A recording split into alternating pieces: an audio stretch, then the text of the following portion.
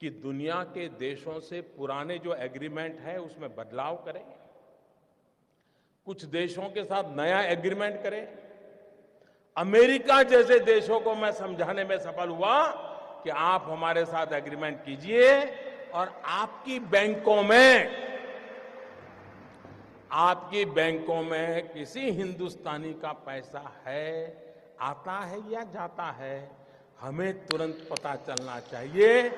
यह काम मैंने दुनिया के कई देशों के साथ किया है, कुछ देशों के साथ अभी भी चल रहा है, लेकिन विश्व में कहीं पर भी भारत की चोरी लूट का पैसा गया है तो उसकी तुरंत जानकारी मिले, इसका प्रबंध पुरजोश तरीके से हमने किया है। हम जानते हैं, आपको भी पता है कि दिल्ली के किसी बाबू का ये गोवा में फ्लैट बना हुआ है ना। मैं गोवा के बिल्डरों से मेरी शिकायत नहीं है, उनका तो काम है मकान बेचना, लेकिन गोवा में जिसकी 7 पीढ़ी में कोई गोवा रहता नहीं है, वो पैदा हुआ कहीं और, काम कर रहा है दिल्ली में, बड़ा बाबू है, फ्लैट खरीदा गोवा में। किसके नाम? खुद के नाम खरीदते हैं क्या? औरों के नाम से खरीदते कि नहीं खरीदते लोग? हमने कानून बनाया,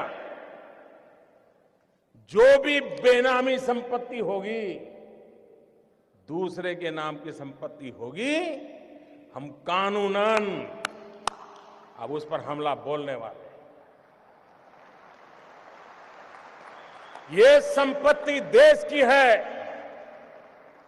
ये संपत्ति देश के गरीब की है, और मेरी सरकार सिर्फ और सिर्फ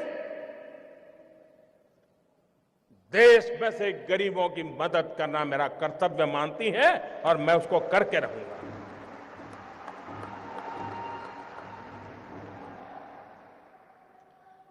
हमने देखा है, घर में शादी हो, ब्याह हो, कुछ काम हो, ज्वेलरी खरीदते हैं, बीवी का जन्मदिन हो, ज्वेलरी खरीदते हैं, कभी सोना खरीदते हैं, और ज्वेलर भी कोई बात नहीं, ले जाइए साहब, थैला भर करके ले आइए, ले जाइए, न बिल देना, न लेना, न कोई हिसाब रखना, कुछ नहीं साहब। चल रहा था कि नहीं चल रहा था? सब कैश चलता था कि नहीं चलता था? ये कोई गरीब लोग करते थे क्या? ये बंद होना चाहिए कि नहीं होना चाहिए? हमने नियम बनाया कि 2 लाख रुपए से ज्यादा अगर आप गहने खरीदते हैं, ज्वेलरी खरीदते हैं, तो आपको आपका पैन नंबर देना पड़ेगा ही।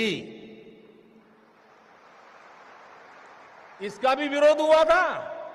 आप हैरान होंगे, आधे से ज्यादा पार्लियामेंट के मेंबर,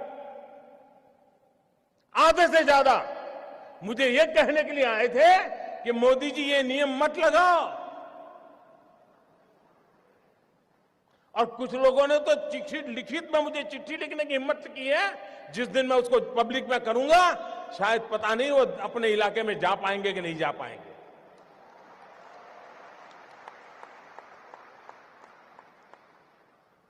अगर आपके पास पैसे हैं, आप सोना जवाहरात खरीदते हैं, हम इतना ही कहते हैं कि भाई आपका जो इनकम टैक्स का पैन नंबर है वो लिखवा दीजिए, पता तो चले कौन लेता है, पैसा कहां से आता है, कहां जाता है। भाइयों बहनों, ये 70 साल की बीमारी है और मुझे 17 महीने में मिटानी है।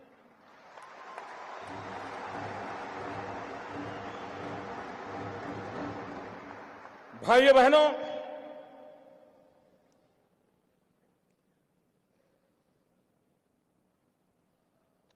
हमने एक और काम किया, पहले की सरकारों ने भी किया था। ये जो ज्वेलर्स है, क्योंकि ज्यादातर हमारे यहां सोना वगैरह की बात करा, उन पर कोई एक्साइज ड्यूटी नहीं लगती थी।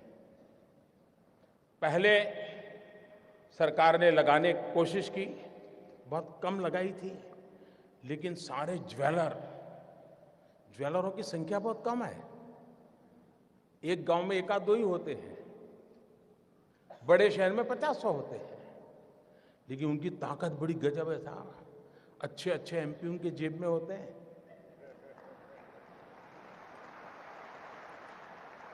और ज्वेलरी पर जब एक्साइज लगाई तो मेरे पर इतना दबाव आया, एमपीओ का दबाव, डेलीगेशन, हमारे परिचित, साहब ये तो सब इनकम टैक्स वाले लूट लेंगे, ये तबाह कर देंगे, ऐसे ऐसे बताते थे।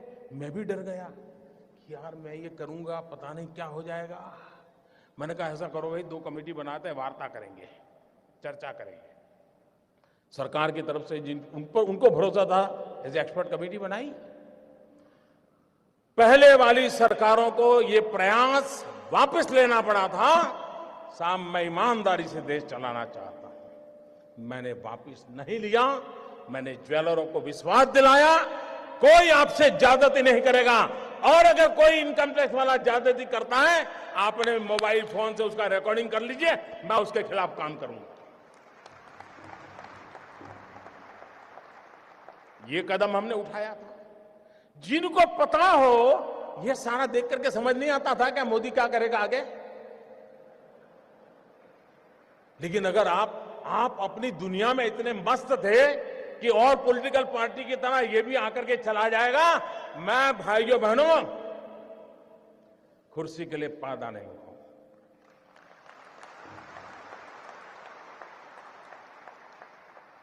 हमने दूसरी तरफ ये भी जोर लगाया।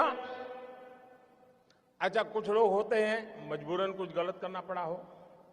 सब लोग बेईमान नहीं होते जी, सब लोग चोर भी नहीं होते कि मजबूरन कुछ करना पड़ा होता है। वे अगर उनको मौका मिले तो सही रास्ते पर आने को तैयार होते हैं, और ये संख्या बहुत बड़ी होती है। हमने लोगों के सामने स्कीम रखी कि अगर आपके पास ऐसे बेईमानी के पैसे पड़े हैं, गलत पैसे पड़े हैं, तो आप इस कानून के तहत जमा करा दीजिए, इतना दंड भर दीजिए। उसमें भी मैंने कोई माफी नहीं दी। लेकिन व्यापारी लोग चीजों को समझने में बड़े होशियार होते हैं। उनको समझ में आ गया कि ये मोदी है, कुछ गड़बड़ करेगा। आपको जान करके खुशी होगी, आजादी के 70 साल में ऐसी योजनाएं कई बार आई। पहली बार 67,000 करोड़ रुपीज लोगों ने आकर के दंड समेत जमा कर दिए साहब। और 2 साल में टोटल सर्वे के द्वारा, रेड के द्वारा, डिक्लेरेशन के द्वारा 1.25 लाख करोड़ रुपया जो कहीं हिसाब में नहीं था, वो सरकारी खजाने में जमा हुआ है भाइयों। 1.25 लाख करोड़ का हिसाब आया है। ये 2 साल में किए हुए काम का मैं हिसाब आज गोवा की धरती से पूरे देश को दे रहा हूं मेरे भाई। इसके बाद हमने प्रारंभ में आकर के एक काम दिया, प्रधानमंत्री जनधन योजना के द्वारा गरीब से गरीब का बैंक अकाउंट खोलना। उस समय लोगों को समझ नहीं आया कि मोदी बैंक अकाउंट खोला कौन रहा है। अब लोगों को समझ आएगा कि इस बैंक अकाउंट का क्या फायदा होने वाला है। करीब 20 करोड़ से ज्यादा लोग, गरीब लोगों के बैंक अकाउंट खोले, और हिंदुस्तान में अमीर लोगों के जेब में, बटवे में भांति भांति बैंक को क्रेडिट और डेबिट कार्ड होते हैं। गरीब तो बेचारा सोच ही नहीं सकता था ऐसा भी कोई कार्ड होता है, कार्ड से मिल जाता है कुछ, पता नहीं था उसको। भाइयों बहनों, प्रधानमंत्री जनधन योजना के लिए बहन के खाते खोले, ऐसा नहीं, इस देश के 20 करोड़ लोगों को हमने रुपए कार्ड दिया है, डेबिट कार्ड दिया है, और यह आज से 1 साल पहले किया हुआ है।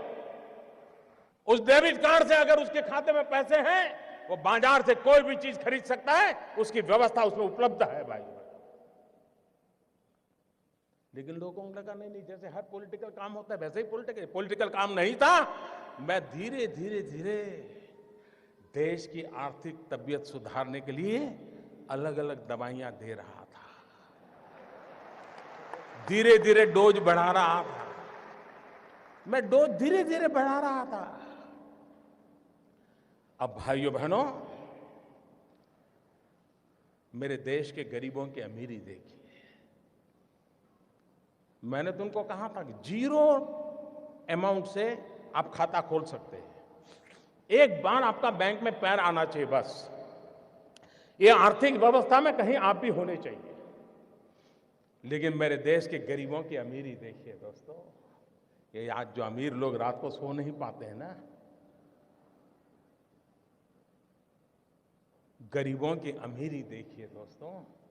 मैंने तो कहा था कि जीरो रकम से आप बैंक अकाउंट खोल सकते हैं, लेकिन मेरे देश के गरीबों ने बैंकों में जनधन अकाउंट में 45,000 करोड़ रुपया जमा करवाया दोस्तों। 45,000 करोड़ रुपया।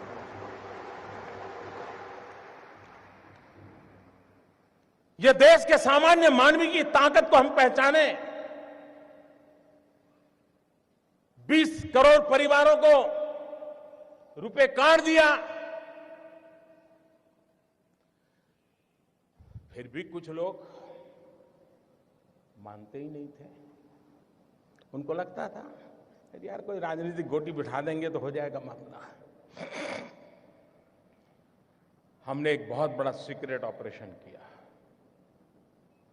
मनोहर जी वाला तो मैं नहीं कर सकता हूं।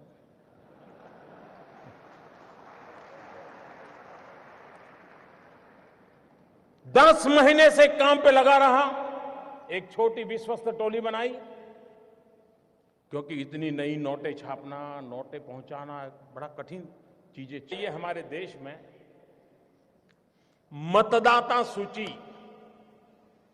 वोटर्स लिस्ट, सभी पॉलिटिकल पार्टियां मतदाता सूची बनाने में काम करती है कि नहीं करती है? सरकार की सभी लोग काम करते हैं कि नहीं करते? सारे टीचर्स करते हैं कि नहीं करते? उसके बावजूद भी जिस दिन पोलिंग होता है शिकायत आती है कि नहीं आती है? मेरा नाम निकल गया, हमारी सोसाइटी का नाम निकल गया, मुझे वोट नहीं देने देते। मुसीबत आती है कि नहीं आती है? इतना सारा ओपन होने के बाद भी तकलीफ आती है कि नहीं आती है? भाइयों बहनों, हमारे देश में चुनाव होता है। चुनाव में तो क्या करना होता है? जाना, बटन दबाना, वापिस आना, इतना ही करना है ना। तो भी इस देश में करीब करीब 3 महीने 90 दिन तक चुनाव का काम चलता है। 90 दिन तक। और उसमें सारा पुलिस तंत्र, सीआरपीएफ, एसआरपी, बीएसएफ, गवर्नमेंट का हर मुलाजिम, पॉलिटिकल पार्टी के करोड़ों करोड़ों कार्यकर्ता, सब लोग 90 दिन तक दिन रात मेहनत करते हैं, तब जाकर के हमारे जितने बड़े देश का चुनाव संपन्न होता है। 90 दिन लग जाते हैं। भाइयों बहनों, मैंने सिर्फ देश से 50 दिन मांगे हैं। 50 दिन।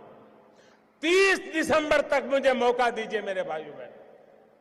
अगर 30 दिसंबर के बाद कोई मेरी कमी रह जाए, कोई मेरी गलती निकल जाए, कोई मेरा गलत इरादा निकल जाए, आप जिस चौराहे में मुझे खड़ा करेंगे, मैं खड़ा होकर के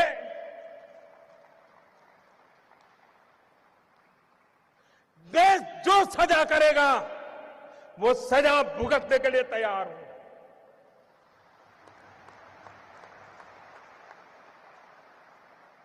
लेकिन मेरे देशवासी, दुनिया आगे बढ़ रही है। भारत की ये बीमारी देश को तबाह कर रही है।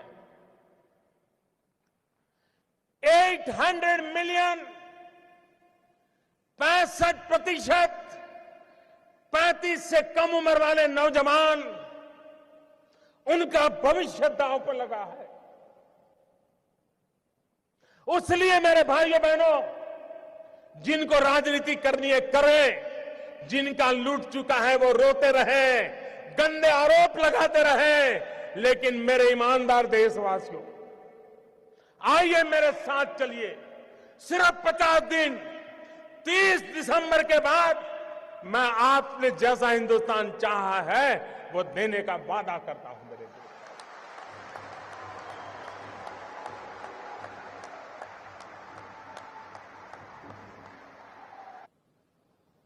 भाइयों बहनों,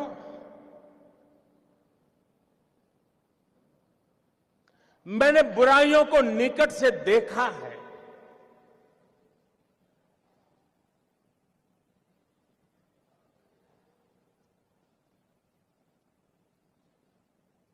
देशवासियों की तकलीफ समझता हूं, उनकी मुसीबत समझता हूं, लेकिन ये कष्ट सिर्फ 50 दिन के लिए है। 50 दिन के बाद हम सफाई में सफल हो गए, और एक बार सफाई हो जाती है ना, तो छोटा मोटा मच्छर भी नहीं आता है मेरे प्यारे भाइयों ना, छोटा मोटा मच्छर भी नहीं। कैसे कैसे लोग 2G स्कैम, कोयला स्कैम, अरबों खरबों, मालूम है ना साहब, मालूम है ना। आज 4,000 रुपया बदलने के लिए लाइन में खड़े रहना पड़ता है जी। सामान्य मानवी की कोई तकलीफ नहीं होती है। मैं देशवासियों को एक और कहना चाहता हूं, इन दिनों बहुत लोगों की इस भ्रष्टाचार या काले धन के मुद्दे पर बोलने की हिम्मत नहीं है, क्योंकि जो भी बोला है पकड़ा जाता है कि यार तुझ कुछ दान में काला है। हर कोई हंसते हुए चेहरे बोल रहा है, नहीं नहीं मोदी जी ने अच्छा किया, अच्छा किया।